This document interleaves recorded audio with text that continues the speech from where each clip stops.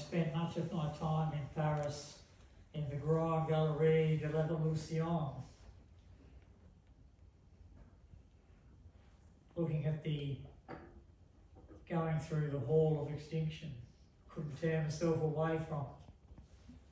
There is in the Hall of Extinction a beautiful little skeleton of an emu.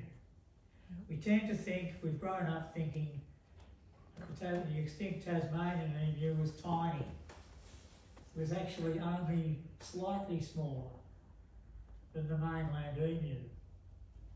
Tiny little emu was the King Island emu.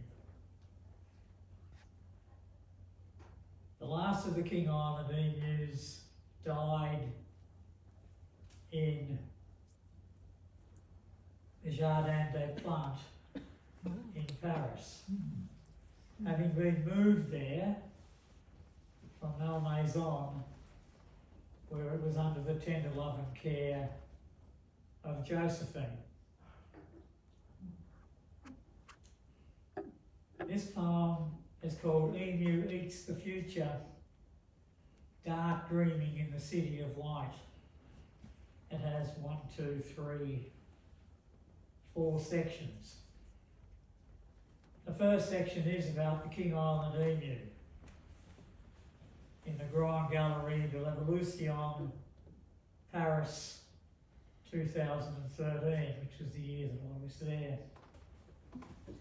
The poem is dedicated to Tom O'Hearn, that wonderful, quirky, but very dark Hobart-based artist. He's been there.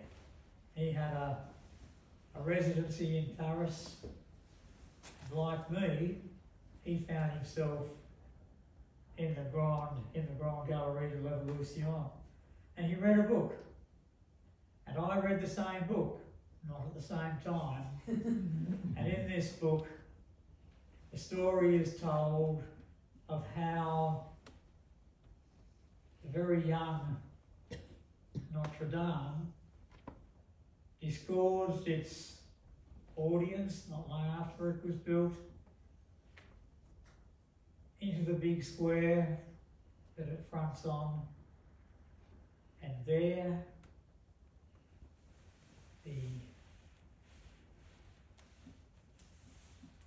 people who come from the great church will be set upon by wolves, and many of them are eaten. French don't tell you this. They don't like this story. And it may not be true. But it seems to me that on the balance of probability, that's all history is after all, on the balance of probability, this is actually what happened. That's another section of the poem. I must stop telling you about the poem. King Island emu, Grand Galerie de l'Evolution, Paris 2013. We have crossed vast realms, me, alive, and this dainty tracery brought here, a sketch within gloom to lodge in the Hall of Extinction. He is perfect and small, his neck reptilian, a boned fluff of tail, all osseous delicacy. He might be strolling his island's wind-tilted grasslands, bereft of care, an eye perhaps to the storm rolling over the relentless strait, but he is not. Released by Baudin's franks from the sealer's easy carnage, he fetched here to live within elms and glades and groves under the chuckle of Josephine's imperial eye. It is a dubious fortune. He will die in the Jardin des Plantes, the last of his kind, another notch in our species' belt. Tides of shapeless grief flood the gallery, A thought takes tenacious hold. We're joined at the hip, we doomed to. Final scene. Grand Galerie de l'Evolution, Paris, 2013.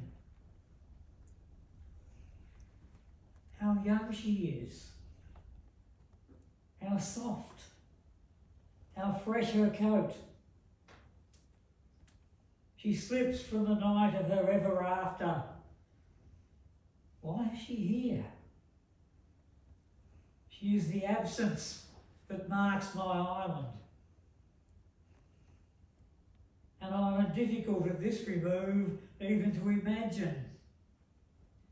Yet she is here, in this cave of extravagant death in Paris. Her eye is huge and brown. It locks onto mine. I do not know how to leave.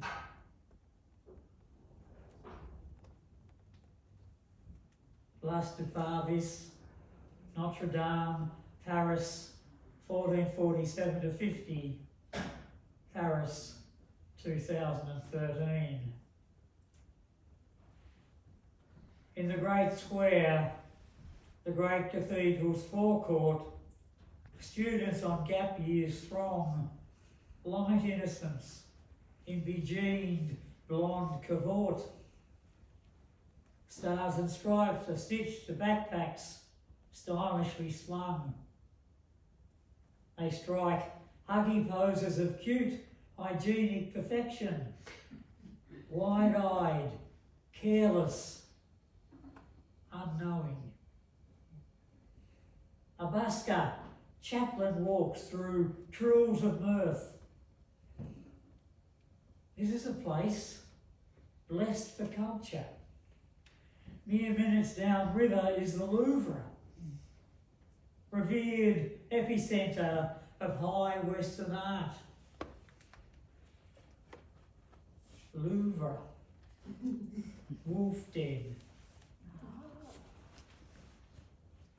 In the ear of his grand batteur, Sir Hubert's black hounds his piqueurs sweep life from the Ardennes forest, render it desert.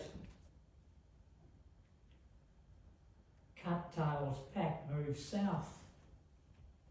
Shadow slips into a jumbled fastness of rock, guarding the way to a great walled city. The wild place has a human name, Montmartre. It is 1447. I climb a cascade of steps to the summit of the hill, to the Basilica with its chaotic command of Paris. Montmartre seems ancient, its history vast. Below is the Temple of Sex, Pigalle, New Athens, the Moulin Rouge with its inner spread of fly. On the western slopes, Zola, Degas, Nijinsky, Truffaut slumber eternally on. There is a soft carpet of sound, a pleasant whir of summer, not insects, but the constant song of cameras on automatic focus. A gypsy girl sells me a friendship band, cheap woven with an ironclad guarantee. It is hot. It is 2013. I turn abruptly, look back up the hill. Two wild golden eyes flare in the sun and are gone. Cattail's hungry pack, ghosts from the caves of Montmartre. froze the crumbling walls, slides through the tangled ways of the great city. With souls newly scrubbed, the faithful of Notre Dame emerge from piety into the killing field of the Place du Parvis. They enter into the eternal life that is surely theirs, 40 of them, ripped apart, gorged upon, feast fare for Cut-Tail's wolf pack. It is the summer of 1450, and the great square, the forecourt of the great cathedral, is a space damp and wild.